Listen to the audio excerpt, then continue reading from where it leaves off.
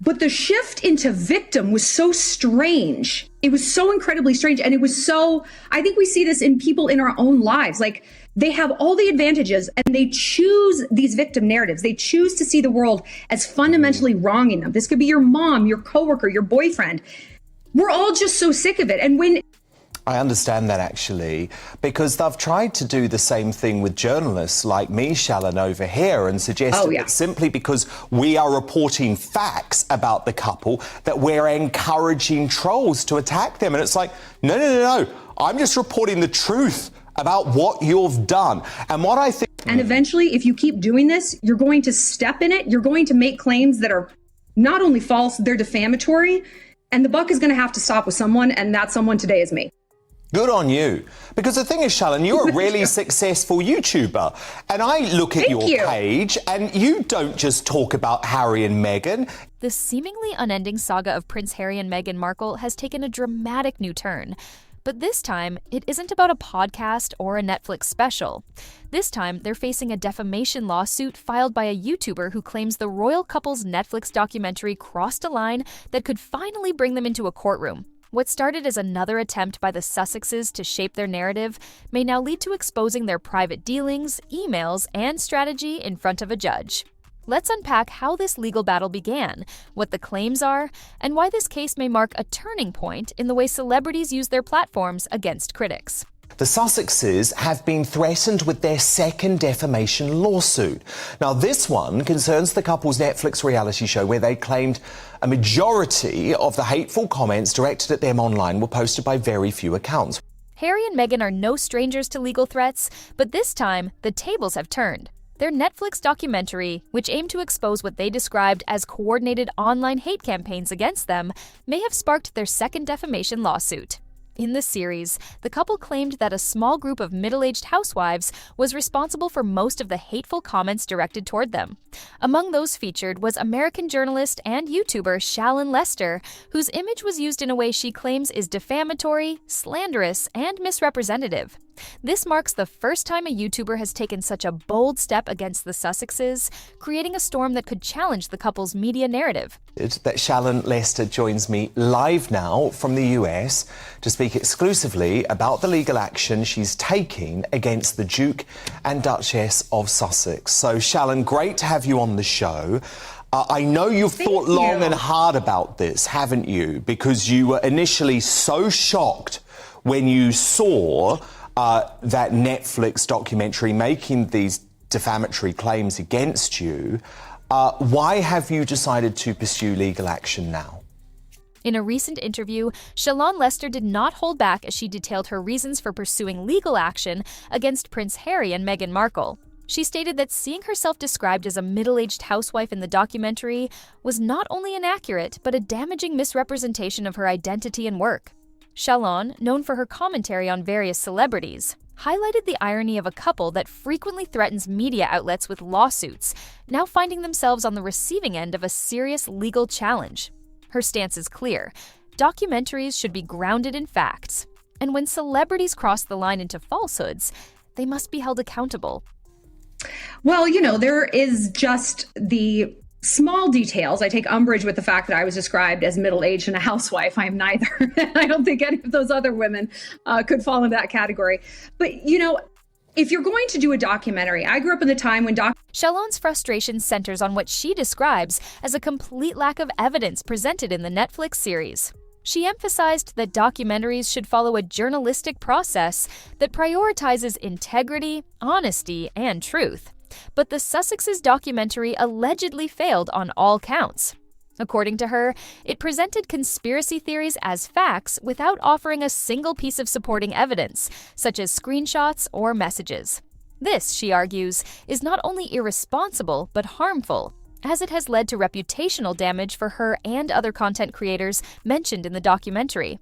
A key point raised by Shalon is the Sussexes' tendency to frame themselves as victims while using their platform to attack those who criticize them. She argues that Meghan and Harry have constructed an imagined narrative of persecution and have repeatedly blurred the lines between genuine criticism and toxic trolling.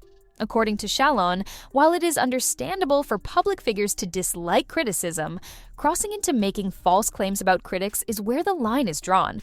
Her lawsuit seeks to challenge this pattern and remind celebrities that defamation laws exist for a reason. And eventually, if you keep doing this, you're going to step in it. You're going to make claims that are not only false, they're defamatory. And the buck is going to have to stop with someone, and that someone today is me. Good on you. Because the thing is, Shalon, you're a really successful YouTuber.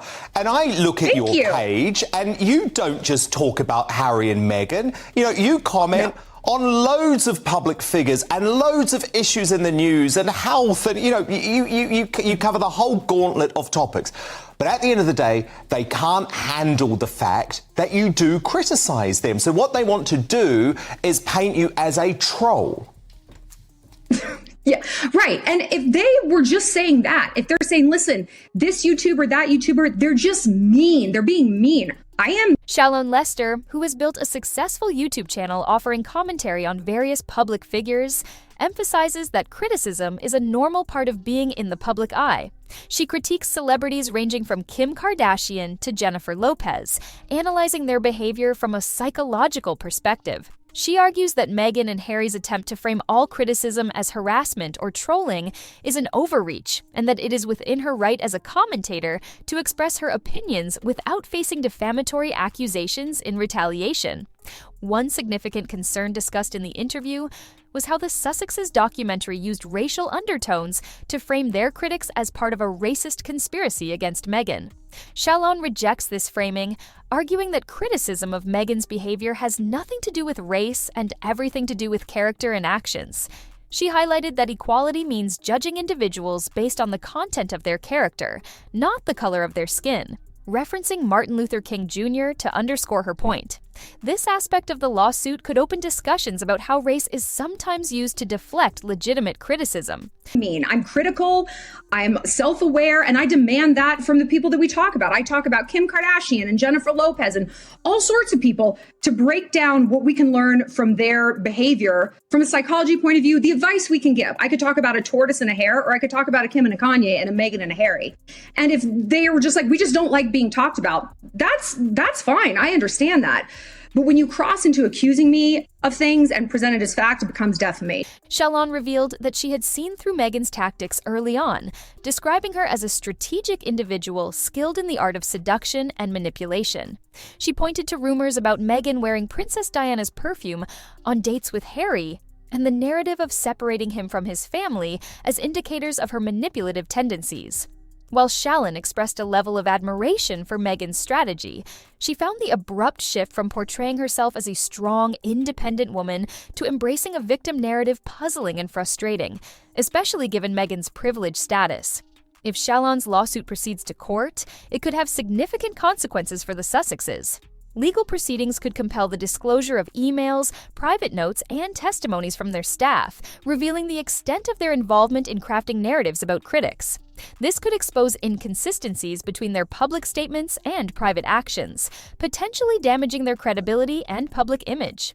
The lawsuit also serves as a reminder that celebrities are not above the law, and that using their platforms to defame critics can lead to real legal repercussions. I understand that, actually, because they've tried to do the same thing with journalists like me, Shalon, over here, and suggested that simply because we are reporting facts about the couple that we're encouraging trolls to attack them. And it's like, no.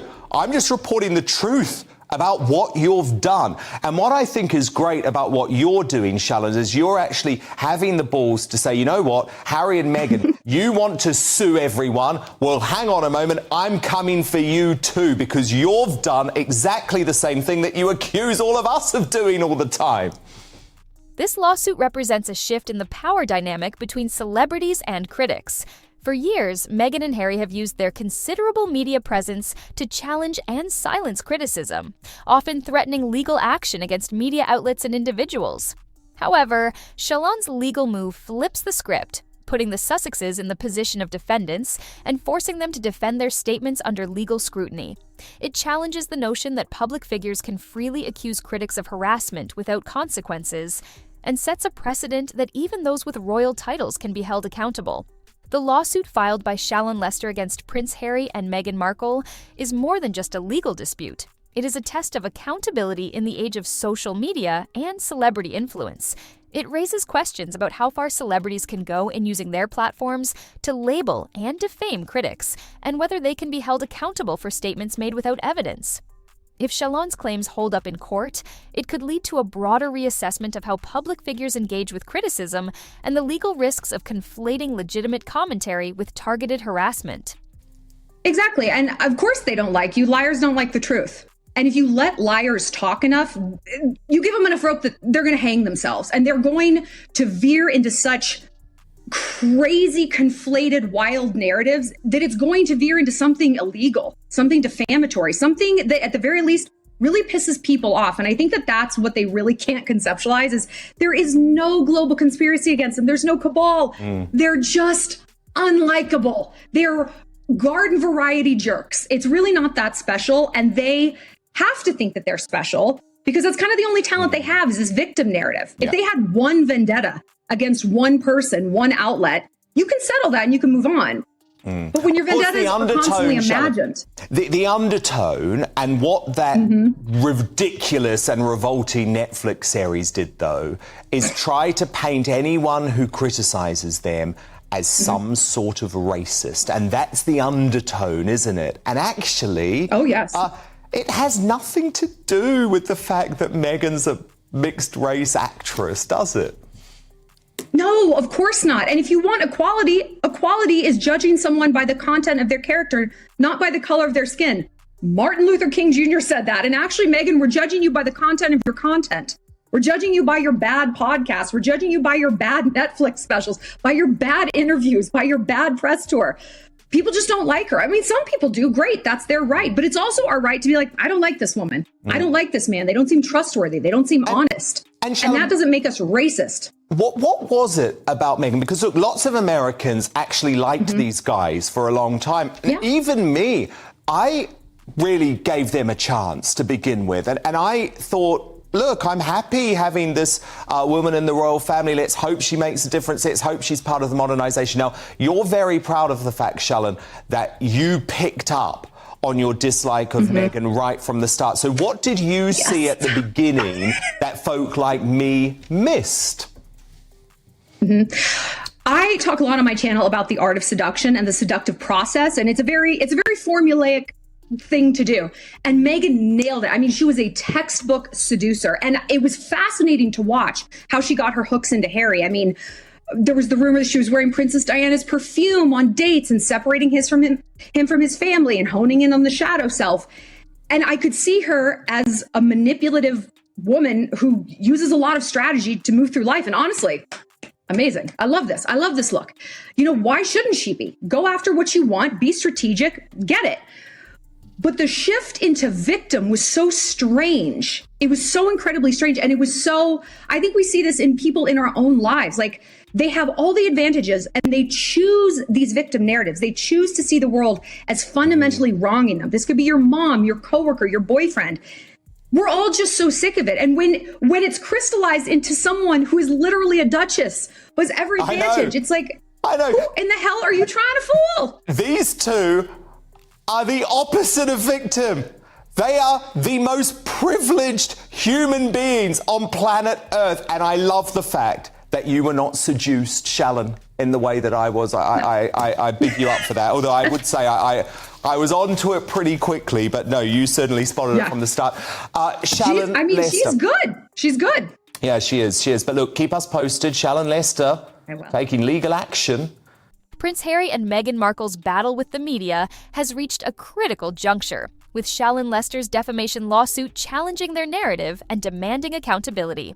This case is about more than one YouTuber's reputation. It is a reminder that defamation laws exist to protect individuals from false and damaging claims, regardless of who makes them. Whether this lawsuit results in a courtroom battle or a settlement, it has already sent a message that celebrities cannot shield themselves from legal consequences simply by using their platforms to craft narratives. The world will be watching closely to see how this case unfolds and whether it marks a turning point in the Sussexes' ongoing struggle with the media and their critics.